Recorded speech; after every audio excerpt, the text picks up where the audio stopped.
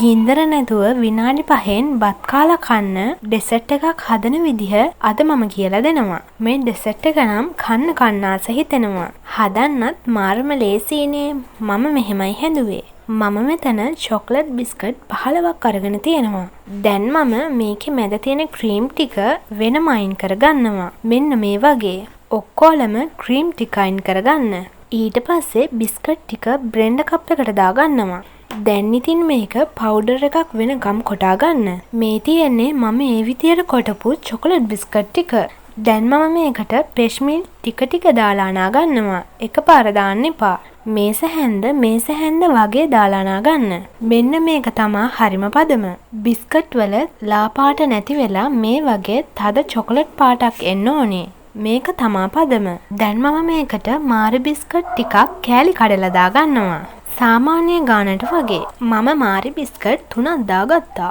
ඊට පස්සේ මේ ටික ආයෙත් හොඳට කලවම් කරගන්න.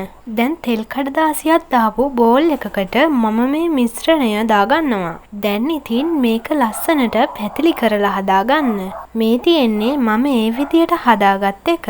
ඊට පස්සේ චොකලට් බිස්කට් එකේ ක්‍රීම් එක අරගෙන ඒකටත් ෆ්‍රෙෂ් මිල්ක් චුට්ටක් දාලා අනා ගන්නවා. මේක වැක්කිරෙන්නේ නැති ගානට තමයි තියෙන්න ඕනේ. මෙන්න මේ ගානට වගේ. දැන් මම මේ ක්‍රීම් ටිකත් අපේ බිස්කට් මිශ්‍රණය උඩින් දාගන්නවා. දාලා ලස්සනට මේක හදාගන්න.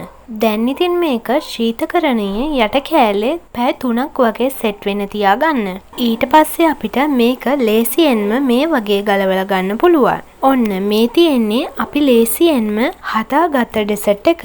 ෂා මේ බලන්නකෝ නියමටම තියෙනවා. එහෙනම් මේක කෑලි කපා ගමු. මාරි බිස්කට් කෑලි දැම්ම නිසා මේකේ අමුතුම ලස්සනක් තියෙනවා. ඒ වගේම රසත් ඉතින් හොඳටම හොඳයි. හදන්න යන්නේ පුංචි කාලයක් නේ. එහෙනම් ඔයාලත් හදලා බලන්න. මම ගිහින් එන්නම්.